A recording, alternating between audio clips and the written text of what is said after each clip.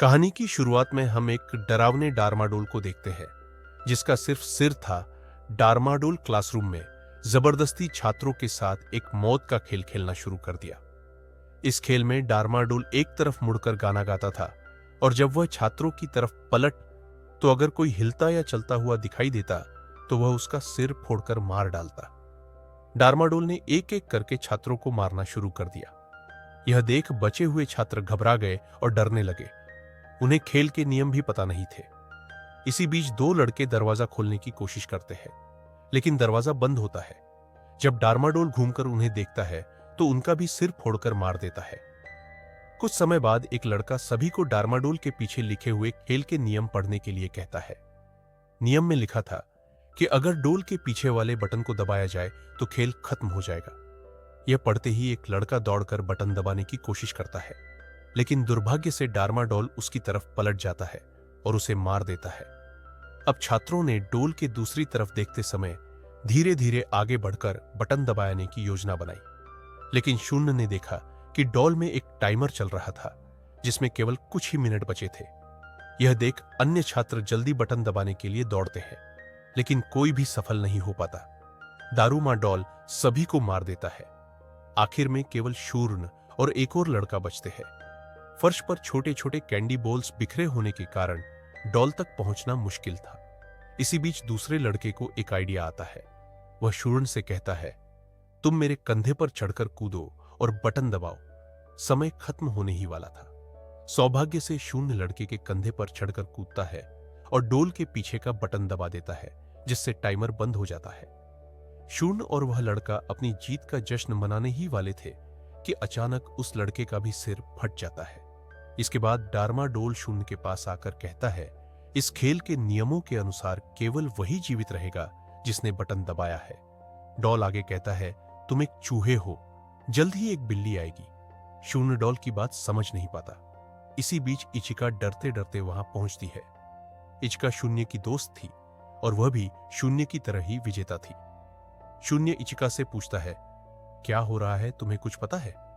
लेकिन इचिका भी शून्य की तरह ही कुछ समझ नहीं पाती। वे दोनों कंफ्यूज थे। वे पुलिस को फोन करने की कोशिश करते हैं, लेकिन फोन में नेटवर्क नहीं था। वे वहां से भागने की कोशिश करते हैं, लेकिन सारे दरवाजे बंद थे। उन्होंने कांच तोड़ने की कोशिश की, लेकिन कांच भी नहीं टूटा। फिर भागते हुए वे एक दरवाजे तक पहुंचते हैं। सौभाग्य से वह दरवाजा खुल जाता है और वे एक बास्केटबॉल जिम में पहुंचते हैं। वहां और भी छात्र मौजूद थे जो इस मौत के खेल में बच गए थे। उनमें से ज्यादातर ने चूहे की पोशाक पहन रखी थी। जैसे ही वे अंदर आते हैं, दरवाजा अपने आप बंद हो जाता है। वहां वे फर्श पर एक निर्देश पढ़ते हैं, बेल को बिल्ली की बास्केट में डालो और खेल खत्म होगा। तभी फर्श खुलता है और एक विशाल बिल्ली बाहर आती है। वह छात्रों को एक एक करके खाने लगती है, जिससे सभी घबराकर इधर उधर भागने लगते हैं। शूर्ण और इचिका को एक बेल जैसी गेंद दिखाई देती है। शूर्ण देखता है कि बिल्ली की गर्दन में एक बास्केट लटकी हुई है। उसे समझ में आता है कि अगर बेल को उस बास्केट में डाल दिया जाए तो खेल खत्म हो जाएगा। यह सुनकर एक बास्केटबॉल खिलाड़ी बेल को उठाकर बास्केट में फेंकता है। वह बेल लगभग बास्केट में पहुंचने ही वाली थी कि बिल्ली उसे पकड़ लेती है और उस लड़के को मार देती है। शूर्ण देखता है कि बिल्ली केवल उन्हीं को मार रही थी जिन्होंने चूहे की पोशाक पहनी थी। इसीलिए वह सभी को पोशाक उतारने के लिए कहता है। सब पोशाक उतार देते हैं, जिससे बिल्ली कुछ किए बिना चुपचाप बैठती है। यह देखकर वे खुश हो जाते हैं। लेकिन कुछ समय बाद बिल्ली फिर से छात्रों को खाना शुरू कर देती है। अब बिल्ली पिचिका को खाने ही वाली थी कि शूर्ण चूहे की पोशाक पहनकर चिल्लाता है और बिल्ली का ध्यान अपनी तरफ खींचता है। शूर्ण को एहसास होता है कि चूहे की पोशाक पहनने पर वह बिल्ली की आवाज सुन सकता है। बिल्ली कह रही थी कि उसकी पीठ खुद जाओ। शूर्ण दौड़कर बिल्ली की पीठ पर चढ़ जाता है और खुजाने लगता है। बाकी छात्र भी ऐसा ही करते हैं। अब बिल्ली हमला करना बंद कर देती है और थोड़ी देर में सो जाती है। इसके बाद शून्य बेल उठाकर बास्केट में फेंकने की कोशिश करता है, लेकिन अन्य छात्र उसे रोकते हैं क्योंकि उन्हें लगता है कि डार्माडोल के खेल की तरह यहां भी केवल वही जीवित रहेगा जिसने बेल बास्केट में डाली होगी। इस बात पर विवाद शुरू हो जाता है, जिससे बिल्ली जाग जाती है और फिर से हमला करने लगती है। आखिरकार शूर्ण और रिचिका बिल्ली को कंफ्यूज करने के लिए एक सामान्य बास्केटबॉल और बेल को कपड़े में लपेटकर बास्केट की तरफ फेंकते हैं, जिससे बिल्ली कंफ्यूज हो जाती है। लेकिन शून्य का निशाना चूक जाता है और बेल नीचे गिरने लगती है। इसी समय अचानक अमाया हीरो की तरह प्रकट होता है और बेल को पकड़कर बास्केट में डाल देता है, जिससे खेल खत्म हो जाता है। अब बिल्ली शूर्णिका और अमाया को विजेता घोषित करती है। शूर्ण बिल्ली से पूछता है बाकी लोग कहां गए, लेकिन तभी अमाया बाकी छात्रों को मार देता है और कहता है यह खेल भगवान का बनाया हुआ खेल है। इस खेल में वही जीवित रहेगा जो शक्तिशाली होगा। यही भगवान की इच्छा है। तभी बिल्ली के मुंह से गैस निकलती है, जिससे तीनों बेहोश हो जाते हैं। इसी बीच बाहर का दृश्य दिखाया जाता है, जहां एक बड़ा क्यूब शहरों के ऊपर उड़ रहा होता है और मीडिया इसे लाइव कवर कर रही होती है। पुलिस इस क्यूब में प्रवेश करने का रास्ता ढूंढने की बहुत कोशिश करती है, लेकिन असफल रहती है। दूसरी ओर शूर्ण होश में आता है और पाता है कि वह अलग कपड़ों में है। उसके सामने उसका बचपन का दोस्त ताकुमी और 2 अन्य लोग खड़े होते हैं। तभी वे स्क्रीन पर एक संदेश देखते हैं, चाबी ढूंढो और उसकी मदद से बाहर निकलो। फिर 4 गुड़िया वहां आती है और अपना परिचय देकर खेल के नियम बताती है। वे कहती है तुम्हें बारी बारी से आंखों पर पट्टी बांधकर एक जगह बैठना होगा। हम गाना गाते हुए तुम्हारे आसपास घूमेंगे और जब हम गाना बंद करेंगे तो तुम्हें 10 सेकंड के अंदर यह बताना होगा कि तुम्हारे पीछे कौन है। अगर तुम सही जवाब नहीं दे पाए तो तुम्हें मार दिया जाएगा। अब खेल शुरू होता है। पहले एक लड़का जाता है, लेकिन वह गलत जवाब देता है, जिससे गुड़िया उसे मार देती है। फिर एक लड़की की बारी आती है। वह भी सही नाम नहीं बता पाती और गुड़िया उसे भी मार देती है। अब शूर्ण की बारी थी। गुड़िया उसे बीच में बैठाकर गाना गाते हुए उसके आसपास घूमने लगती है। गाना खत्म होते ही शूर्ण से उसके पीछे मौजूद गुड़िया का नाम पूछा जाता है। शूर्ण चुप रहता है। तभी एक आवाज आती है, टाइम अप। शूर्ण के पीछे मौजूद गुड़िया कहती है, अब तुम मरने के लिए तैयार हो जाओ, क्योंकि तुमने जवाब नहीं दिया। शूर्ण उस गुड़िया की आवाज सुनकर उसका नाम बता देता है। यह सुनकर चारों गुड़िया हंसने लगती है। वे कहती हैं, तुम्हारा जवाब मान्य होगा क्योंकि टाइम खत्म हो चुका है। तभी शूर्ण खुलासा करता है कि टाइम अप की आवाज उसके फोन से आई थी। दरअसल जब पहले 2 लोग खेल रहे थे तो शूर्ण ने गुड़ियों की आवाज रिकॉर्ड कर ली थी। उसी आवाज का उपयोग करके शूर्ण ने उन्हें बेवकूफ बनाया और सही समय पर जवाब देकर खेल जीत लिया। जैसे ही शून्य खेल जीतता है, चारों गुड़ियां फट जाती है और एक चाबी गिरती है। शून्य और ताकुमी उस चाबी को लेकर आगे बढ़ते हैं। कुछ दूर जाने पर वे देखते हैं कि एक लड़का डरा हुआ उनकी तरफ भागता हुआ आ रहा है। उसके पीछे एक भयानक गुड़िया भी थी। लड़का कहता है, एक दूसरे का हाथ पकड़ लो। तब वह भयानक गुड़िया कुछ नहीं करेगी। जैसे ही वे एक दूसरे का हाथ पकड़ते हैं, वह गुड़िया वापस चली जाती है। तभी अचानक वे एक लड़की की चीख सुनते हैं। ये इचिका की आवाज थी। इचिका उस भयानक गुड़िया से बचकर भाग रही थी। यह देखकर शूर्ण कूदकर उसका हाथ पकड़ता है और उसे बचा लेता है।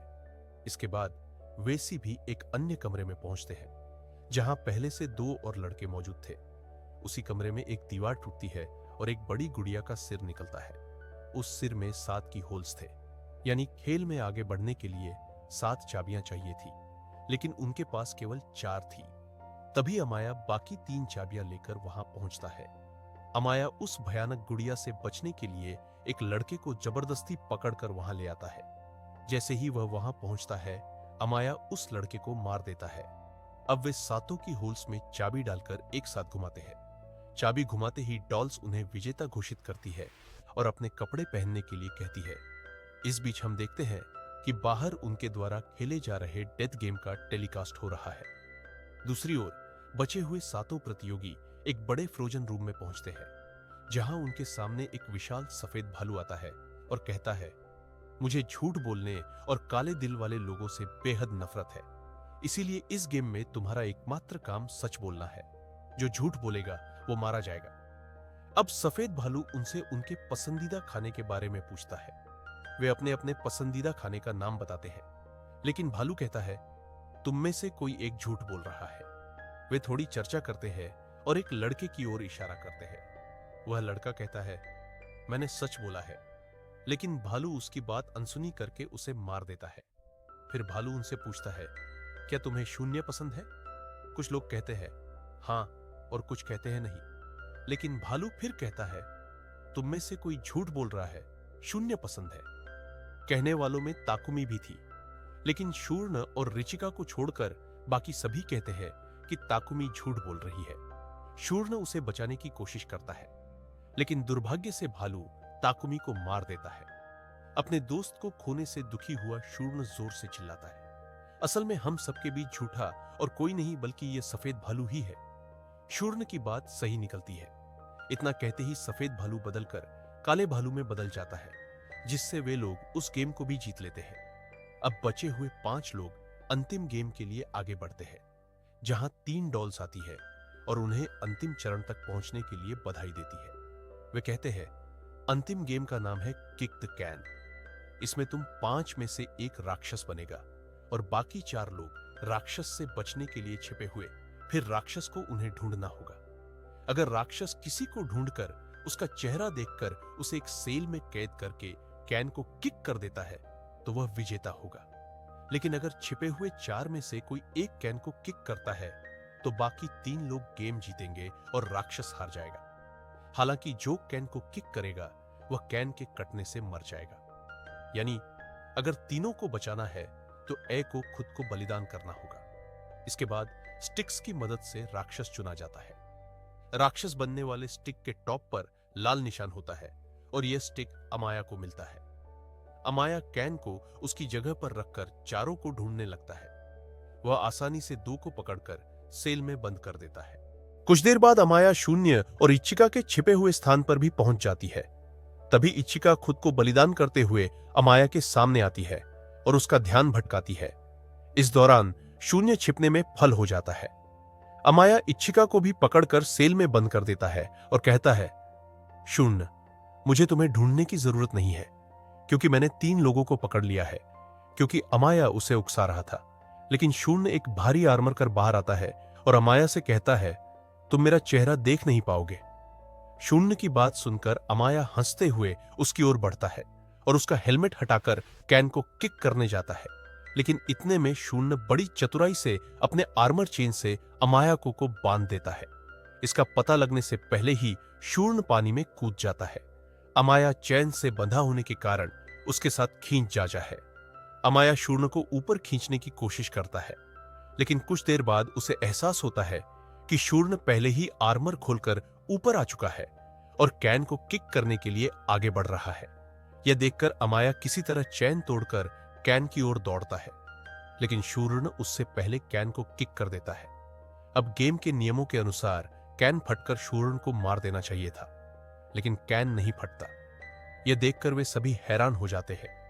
तभी डॉल्स आती है और हंसते हुए कहती है, गेम को दिलचस्प बनाने के लिए हमने झूठ बोला था। न शून्य को मरना था, न राक्षस यानी अमाया को। इसके बाद 5 को विजेता घोषित किया जाता है और डॉल्स उन्हें आइसक्रीम देती है। वे खुश होकर आइसक्रीम खाते हैं, लेकिन आइसक्रीम खत्म होते ही वे देखते हैं कि स्टिक पर कुछ लिखा है। डॉल्स कहती हैं, यह गेम वही जीत सकता था जिसमें ताकत, बुद्धि और किस्मत हो। अब हम देखते हैं कि शूर्ण और अमाया की आइसक्रीम स्टिक पर लिखा था, तुम बच गए, जबकि इचिका और बाकी 2 की स्टिक पर लिखा था, तुम मरोगे। तभी डॉल्स इचिका और बाकी 2 को मार देती है, लेकिन शूर्ण कुछ नहीं कर पाता। वह दुखी होकर बस देखता रह जाता है। अमाया बहुत खुश होता है। इसके बाद हम देखते हैं कि वे उस बड़े क्यूब से बाहर आते हैं। यहां रिबल होता है कि उन्हें सभी डेथ गेम उसी क्यूब के अंदर खिलाए गए थे, जिसे मीडिया भी कवर कर रही थी। शूर्ण और अमाया के क्यूब से बाहर निकलते ही नीचे खड़ी भीड़ उन्हें भगवान के बच्चे कहकर संबोधित करती है और इसी के साथ फिल्म समाप्त होती है।